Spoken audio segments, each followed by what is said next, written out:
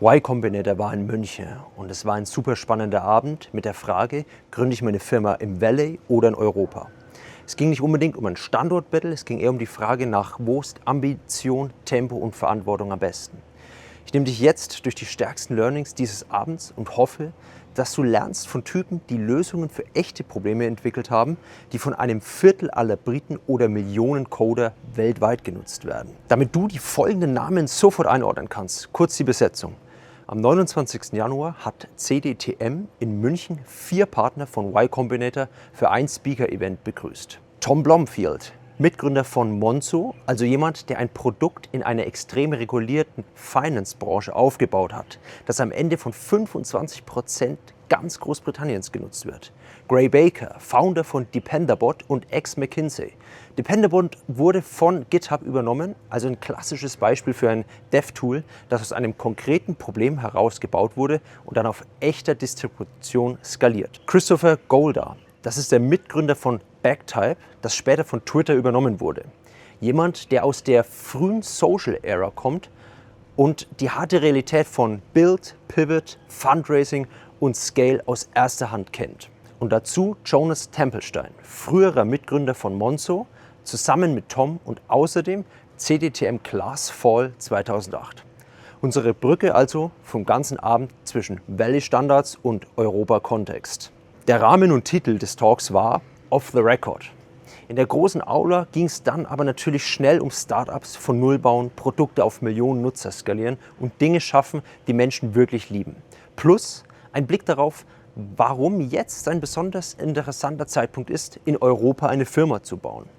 Das spannendste Learning war für mich klar, dass Ambition eine Entscheidung ist. Und das Umfeld entscheidet, wie viel Friktion du dafür zahlst. Das ist für mich die ehrlichste Übersetzung von Valley oder Europa. Und jetzt geht's mit den Key Learnings von Gray los. Gray hat etwas gemacht, was viele Talks nicht machen. Er startet nicht mit einem Trick, sondern mit einer unbequemen Wahrheit. Outsized Ergebnisse brauchen Outsized Input. Er erzählt von Cambridge, Mathe und wie er mit 18 gedacht hat, Leistung sei irgendwie egal. Ergebnis: falsche Gewohnheiten, kein Fundament und dann kommt der harte Switch. Er wollte weiter studieren, konnte sich aber kein langes Programm leisten. Also hat er sich für ein Stipendium reingearbeitet. Und es hat er auch bekommen. Er betont ausdrücklich, nicht weil er besonders smart ist, sondern weil Arbeit und Disziplin am Ende oft den Unterschied machen. Mein Europa-Take dazu ist ziemlich direkt. Wir diskutieren hier gerne über Systeme und Rahmenbedingungen, aber Gray reduziert es auf etwas, das man nicht wegdiskutieren kann. Einsatz ist steuerbar und viele unterschätzen, wie stark sich das über Jahre aufaddiert. Dann ging Gray zu McKinsey und sein Kernlearning hat sich auf ein Wort reduziert: Ownership. Wenn etwas schief geht, schaust du zuerst auf dich. Was hättest du besser machen können? Nicht als Selbstbeschuldigung, sondern als Standard. Du findest den Fix und setzt ihn um. Und genau hier wird Valley oder Europa greifbar, weil Ownership kein Buzzword ist, sondern ein Tempofaktor. Wer Ownership lebt, wartet nicht auf Erlaubnis, sondern baut Lösungen. Gray setzt noch einen oben drauf und sagt sinngemäß, er wollte nicht jahrzehntelang die sichere Standardroute laufen. Er hat sehr fähige Leute gesehen, die lange sehr sichere Entscheidungen getroffen haben und er wollte das nicht. Also bolder Decisions. Was ich an Gray außerdem wichtig fand, er beschreibt den Unterschied zwischen Beratern und Bauen, also das Building. Ich spitze als Unternehmensberater hier die Ohren. Bauen ist ein Grind, viele Fehler, wenig Glamour, aber für ihn deutlich befriedigender. Und dann kommt ein Punkt, den viele unterschätzen. Sie bauen ein Dev-Tool erst für sich selbst, starke Conviction, aber dann beginnt die eigentliche Arbeit erst. Wie schaut es mit Distribution aus? Wie kriege ich meine ersten 100 User? Erst direkte Nachrichten, Outreach, Feedback, Iterationen und dann skaliert es. Das ist so ein Satz, der im Raum hängen geblieben ist. Und wenn du wirklich glaubst, dass dein Produkt nützlich ist, entwickelt sich die Frage von, soll ich weitermachen, zu, kann ich es ausliefern, erklären, vertreiben. Und Gray wird sogar persönlich. Sein schmerzhaftester Punkt ist im Co-Founder-Fit. Er hat in seinem Startup den falschen Partner gewählt. Sie waren inkompatibel und sie haben zu spät ehrlich darüber gesprochen. Es ging um zu wenig Beziehung, die da einfach keine Symbiosen ergeben hat. Das Ergebnis war ein predictable Blow-up. Er meint, dass das Ende ganz okay war, aber die Kosten waren einfach unnötig. Das ist ein klassisches Multiplikatorthema.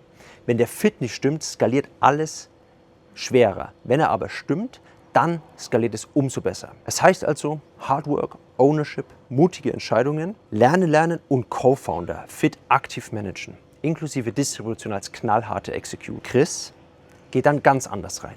Er startet in Kanada, programmiert früh, baut schon als Teenager kleine Businesses und hatte eine extrem ruhige und angenehme Art zu kommunizieren. Er erzählt sehr ehrlich, wie er sich in die Valley-Idee so reingesteigert hat. Dass er kaum noch in die Uni gegangen ist und gerade so durchkam. Es ist keine Empfehlung von meiner Seite, aber es ist eher ein Signal, wie stark der Drive bei ihm war. Sein brutalstes Learning war, dass aus dem ersten Startup er wahrscheinlich den wichtigsten Satz für alle, die zu smart sind und sich gern in Konzernen verlieren und Konzepten, dass man einfach anfangen soll. Es gibt nicht den Monat, der perfekt ist, mit Features, Launch und so weiter. Es muss einmal funktionieren. Und wenn es nicht mal deine Freunde verwenden, dann hast du ein Problem. Das ist laut Chris ein starkes Thema, weil wenn deine Freunde das Produkt einfach gar nicht nutzen, dann ist es eine der häufigsten Fallen. Wenn es nicht klappt, dann nennen wir es Marketingproblem. Chris' Punkt ist härter. Es ist ein Reality-Problem. Du brauchst enge Feedback-Loops und alles muss in echter Nutzerrealität verankert sein. Dann kommt der Standortpunkt und der trifft unsere Frage dieses Videos sehr sauber. Chris sagt, nicht primär Bürokratie, sondern Kultur ist extrem schlecht in Europa. Mehr Konformität, mehr Risikoaversion und genau da liegt viel Friktion, die man nicht in Formularen findet. Friktion kann auch sein, dass ambitionierte Ideen weniger normal wirken, das Tempo weniger Default ist, dass Erwartungen niedriger sind. Über YC sagt er dann etwas, das viele hören müssen. Sein Startup wurde nicht angenommen, weil die Idee perfekt war, sondern weil sie etwas Reales zeigen konnten. Im Y Combinator Interview zählen laut ihm scharfe Antworten auf die Fragen, hast du gebaut und kannst du es zeigen? Für Chris war die härteste Phase das Fundraising. Fundraising direkt nach der Finanzkrise. Visa-Probleme, Umzüge, mehrere Produktversuche, bis es funktionierte. Später verkaufen sie an Twitter. Und er sagt offen, I was miserable. Warum? Politik, Reibung, Kulturmismatch. Für ihn hieß es aber, er will bauen, nicht in großen Systemen verwalten und dann kommt sein vielleicht wichtigster Satz des Abends. Das Schwerste ist oft nicht Exit, Hiring oder Due Diligence, sondern die Entscheidung zu starten. Wenn du es ernst meinst, apply, start, move. Danach ging es in den Dialog mit Tom und Jonas. Und ich fand daran vor allem die Art der Fragen stark. Nicht, was ist deine Vision, sondern wann hat sich dein Denken geändert? Was waren frühere Fehler? Was ist praktisch der richtige nächste Schritt? Aus dem Gespräch bleibt für mich eine Methode hängen, die man sofort anwenden kann. Such dir ein kleines, echtes Problem. Prototype schnell, versuch Geld zu bekommen, iteriere schnell. Und dann dieser Recruiting-Punkt, der kontraintuitiv ist, aber extrem logisch. Ambitionierte, harte Probleme ziehen Talente an, weil die Arbeit intrinsisch interessant ist. Es ist nicht die nächste Lifestyle-App, sondern es sind echte, spannende, komplexe Probleme. Tom und Jonas eröffneten nach ihrem Talk eine Q&A-Session. Da kamen dann genau die Fragen, die jeder im Raum eigentlich hat. Hiring, Standort, Y Combinator. Was sind die Kriterien? KI-Distribution und die Frage Wedge versus Plattform. Ich gebe dir die wichtigsten richtungsweisenden Tipps von Tom und Jonas, damit du deinen Kurs korrigieren kannst. Beim Hiring war die Antwort extrem praktisch. Geh dahin, wo gute Leute sind. Hackathons, Tech-Events und sag konkret, woran du baust. Und wenn jemand gut ist und Nein sagt, dranbleiben. Monate nachfassen. Der höchste Hebel klingt fast zu simpel. Wenn du es mal geschafft hast, 2, 3 Leute zu bekommen, dann fragt jeder im Team die 6 smartesten Leute, die er kennt, ohne Ausrede und die werden angerufen. Beziehungen warm halten, kurzer Kaffee, ein Quick Coffee Chat, das alles sind zentrale Punkte, die es zu beachten gilt. Hire auch erst, wenn du musst. Drück Produktivität erst mit AI-Tools und Workflow-Disziplin hoch. Interviews verändern sich. Schau nicht auf System Thinking, sondern darauf, wie Kandidaten AI live nutzen. Welche Fragen stellen sie? Wie steuern sie zu einer konkreten Lösung? Und wie schnell kommen sie in die richtige Richtung? Zur Standortfrage war es nicht dogmatisch. Du kannst in Europa große Firmen bauen. Aber es ist oft härter, weil das Umfeld zusätzlich Friktion erzeugt. Der pragmatische Vorschlag war, wenn du in Europa bauen willst, geh für ungefähr 3 Monate ins Valley. absorbiere Normen und Tempo und bring das Mindset zurück. Und hier ist der Kern meines roten Fadens, Valley oder Europa, nicht die Geografie. Es ist die Frage, welche Standards du täglich akzeptierst. Zur Y Combinator-Logik war es auch klar. Y Combinator bewertet nicht nach einer Formel, aber nach einer Mischung aus Team, Idee und vor allem, was du wirklich getan hast. Rejection ist normal. Wenn du reapplyst, dann nicht mit Hoffnung, sondern mit sichtbarem Progress. Neue Learnings, schneller gebaut, echter Nutzerrealität. Es gibt ernsthaft ein Field in der Y Combinator Application, in der du beschreiben kannst, was du im Vergleich zur letzten Ablehnung gelernt hast. Zur KI-Frage, wenn KI alles macht, wozu noch Software bauen, war die Antwort zweigeteilt. Ja, langfristig gibt es große gesellschaftliche Fragen, aber niemand kennt sicher die Timeline. Praktisch bleibt der Move gleich. Werde maximal kompetent mit der Technologie. Und Near-Term ist die Chance riesig. Kleine Teams können heute schneller und größer skalieren als früher. Und dann Distribution. Das war meine Frage.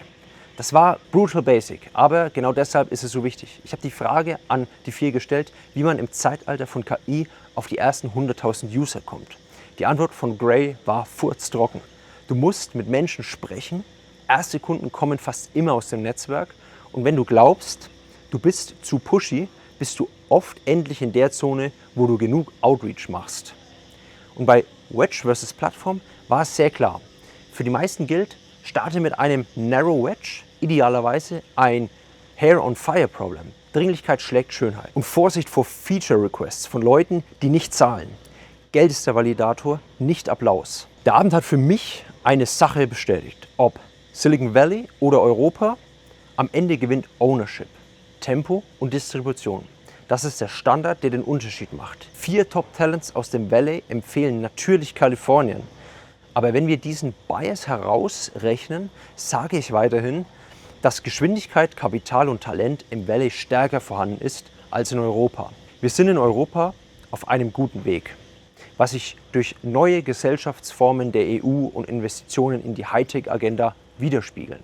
Das Problem ist, dass diese Änderungen meiner Meinung nach erst ab 2029 effektiv spürbar werden. Bis dahin gehe ich die Empfehlung von Tom, Gray, Chris und Jonas mit. Wenn dich interessiert, wie das weitergeht und ob KI wirklich die letzte Erfindung der Menschheit war, dann sehen wir uns in diesem Video. Bis gleich.